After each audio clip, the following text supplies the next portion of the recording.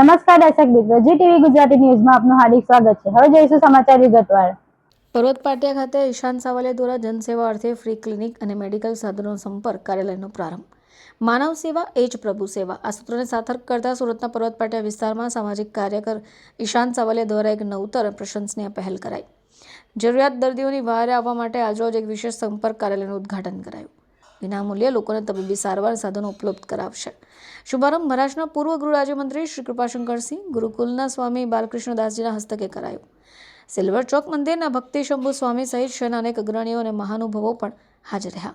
તેમના આ કાર્યને બિરદાવ્યું પણ ખરું। સંપર્ક કાર્યાલય માત્ર નામનું કાર્યાલય ન બની રહેતા મધ્યમ ગરીબ વર્ગના લોકો માટે આશીર્વાદ રૂપ સાબિત થશે। અહીંયા તપાસ નિષ્ણાંતો દ્વારા થશે। વિનામૂલ્યે દવાઓ, મેડિકલ સાધનો, હોસ્પિટલ બેડ, વ્હીલચેર, વોકર અને ઘોડી ટોયલેટ ચેર અને અન્ય જરૂરી મેડિકલ ઇક્વિપમેન્ટ્સ પણ તદ્દન મફત આપવામાં આવશે। મારું નામ ઈશાન સાવલિયા છે। હું એક સુરતનો નાગરિક છું જે હું સુરત માટે કંઈક કરવા માગું છું। મારે ત્યાં અત્યારે આજે સંપર્ક કાર્યાલય થ્રુ હું નવું આગળ મૂકી રહ્યો છું, જે લોકોની સેવા માટે મૂકી રહ્યો છું કે હું ફ્રીમાં લોકો માટે શું કરી શકું। તો કે હું ફ્રીમાં લોકો માટે એક દવાખાનાનો એક વિષય લઈને આવ્યો છું, જે દવાખાના બધા માટે એ લોકોને ફ્રીમાં મેડિસિન મળે, ફ્રીમાં એને સારવાર મળે, છતાં ઓપરેશન પછી ઘરે જે યુઝ કરવા માટે જે પણ એ લોકોને ઓર્થોપેડિક સામાનની જરૂર હોય છે, જે નાનો માણસ ખરીદી કરી નથી શકતો, એ મારે ત્યાંથી હું ડિપોઝિટ ઉપર આપી અને ફ્રીમાં એ લોકોને આપવા માગું છું।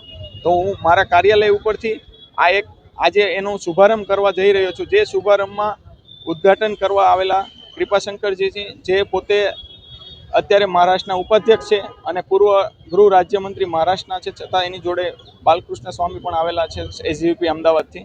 અને હું એક આ મોટી પહેલ કરવા જઈ રહ્યો છું, ત્યારે મને પૂરા સુરતવાસીનો સપોર્ટ આપજો એવી હું ભલામણ સાથે શુભારંભ કરું છું। આ વિચાર તમને ક્યાંથી આવ્યો કરવા? આ વિચાર મેં ઘણા ગરીબો માણસ જોયા છે કે જે લોકોને મેડિસિન અને દવાખાનાની જરૂર હોય છે, ત્યારે એ લોકો પાસે ખીચામાં એક રૂપિયો હોતો નથી, અને જ્યારે તાવ આવતો હોય ત્યારે એ લોકોને તાવ સારો કરવા માટે એક દવા લેવા માટે એની પાસે પૈસા હોતા નથી। એવા મેં ઘણા એવા ગરીબ લોકો જોયા છે કે મેં એ લોકોને જોયા પછી એવું નક્કી કર્યું કે નહીં, આપણે કોઈક માટે કંઈક કરવું જોઈએ કે જે આપણી આવડત છે, જે આપણા રિલેશન છે, જે આપણું ફ્રેન્ડ સર્કલ છે, એનો યુઝ કરી અને આપણે એ સારવાર આપી શકીએ। તમારી સાથે કેટલા લોકો જોડાયા છે?